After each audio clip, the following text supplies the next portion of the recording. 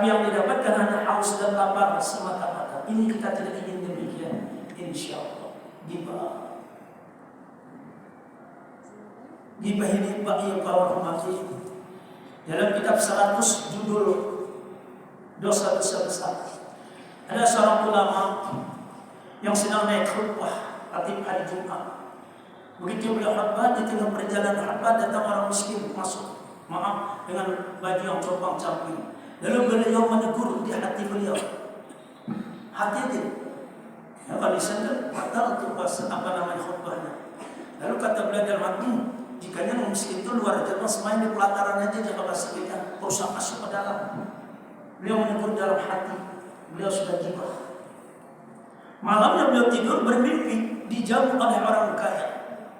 Kata orang kaya tadi, Ustaz, guru tuh makanan sudah kami siapkan, silakan biar ke meja makan. Beliau berdiri mendekati meja makan, beliau angkat dan duduk meja makan itu. Ternyata apa? Bukan makanan di atas meja makan itu, tetapi orang miskin tadi telah melingkar di atas meja makan.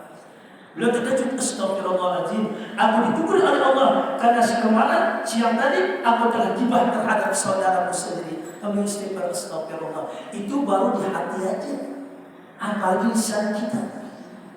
Ini bapak yang kami hormati, ini ibu.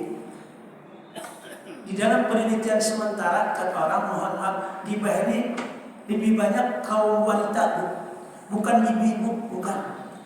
Wanita ibu-ibu kan tulisannya beda kan?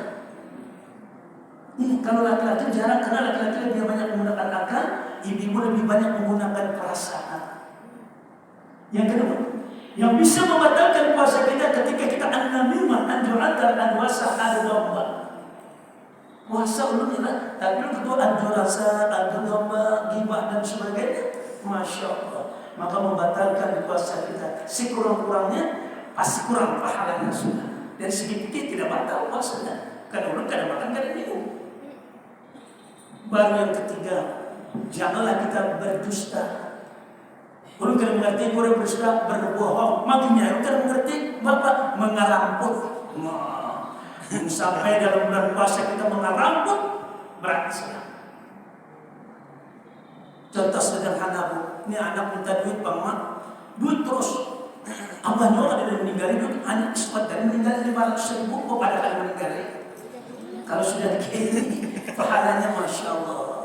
Mestinya anak ada jabang abah meninggal duit, kesan bukan baras, kesan bukan liwak, aja asurannya kan adanya, kayak sedikit itu manis kan.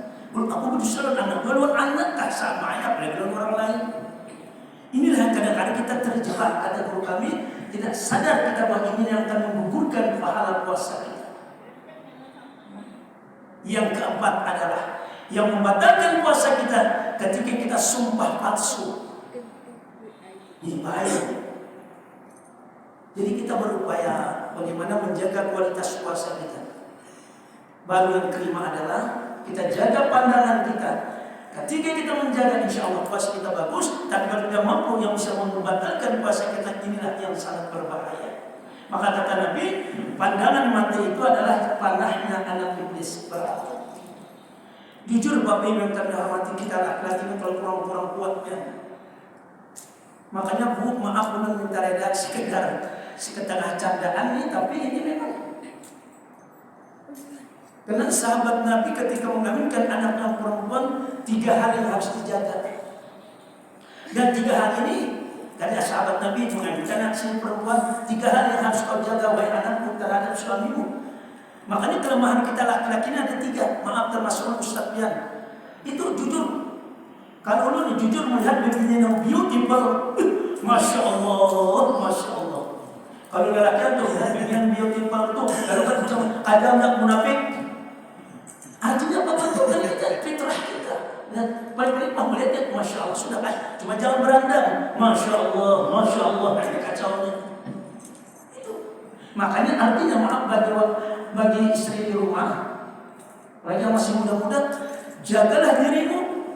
Kata sahabat Nabi dengan anaknya perempuan, bersolatlah anda dengan sebaik-baiknya agar pandangan mata suami itu bisa terpelihara, karena istri bisa mampu menjaga pandangan suami. Itu yang pertama.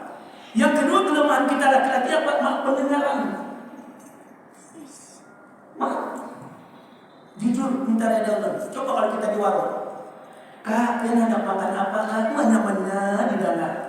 Mbak di rumah tuh hendak makan kadang ada aduh sakitnya telinga kita. Nabi mengatakan wa'alim kalam, lembutkanlah perkataan kita. Apalagi itu kasar, batas-batas kadang-kadang makinnya itu. Kalau di warung kan berapa nih? Kalau sampai bayarin kayak asal seminggu sekali aja melihat ular, masya Allah. Siapa ada jatuh hati gitu? Kita ada. Ada kita ulun kembangkan itu. Baru yang ketiga kata sahabat Nabi dengan anak cilik perempuan, jagalah penciuman suamimu. Artinya apa? Kalau di luar kadang-kadang kita melakukan semua, mencium aroma yang bagus, tapi ketika di rumah kita reda ulun. Maaf sekali lagi minta ya. Melihat diri asma hanya menyiangi uang undang, aduh baunya dari zaman lalu. Disapu pulang ke dasar pulang, masya Allah.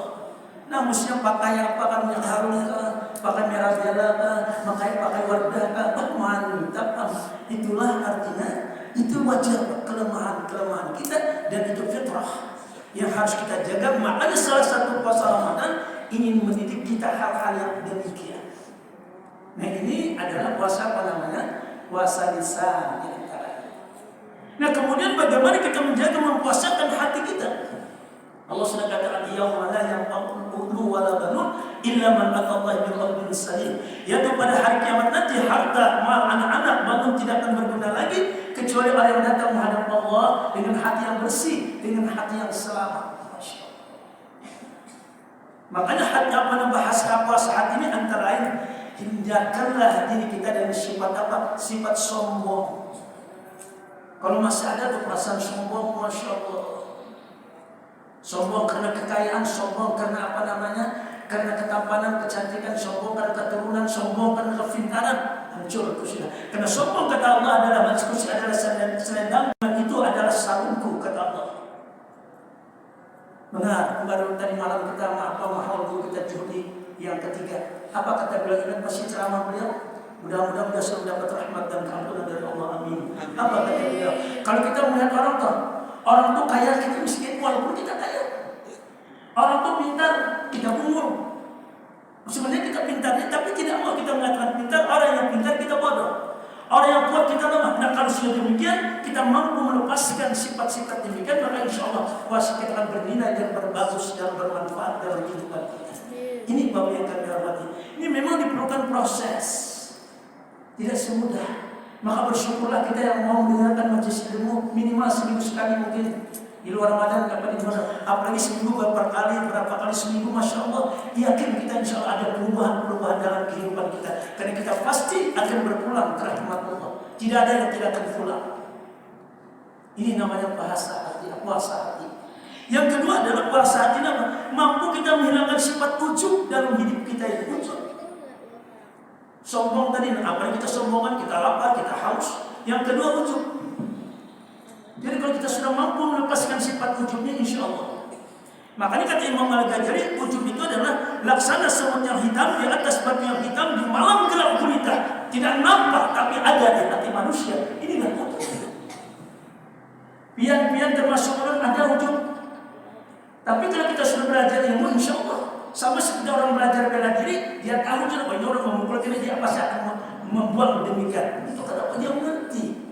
Tapi kalau tidak, masya Allah. Jadi salah satu guru lupa beliau menjelaskan waktu kami belajar masalah ujub inilah.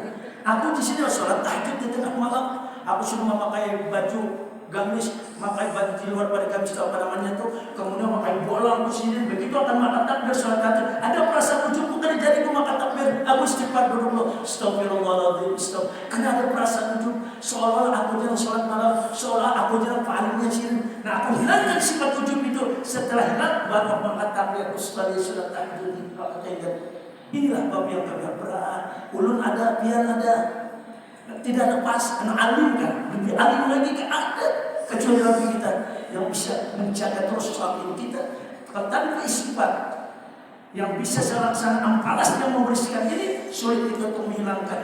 Maka kita mohon kepada Allah agar Allah menguatkan kita, membersihkan hati kita, insya Allah terhindar pada wudhu. Nah kemudian yang ketiga adalah bersihkan hati kita dari sifat dengki. Ini puasa hati itu namanya. Kalau dalam Ramadan masih ada dengki, Nabi mengatakan kedengkian itu adalah membakar amalmu sebagaimana apa namanya kayu bakar, api membakar kayu bakar itu sendiri. Masya Allah. Mudah-mudahan kita terhindar dari hal-hal yang demikian. Makanya di antara puasa batin, puasa hati dan puasa lisan, perbanyaklah kita istighfar. Itulah kata guru laksana ampalas yang akan membersihkan kotoran-kotoran batin kita.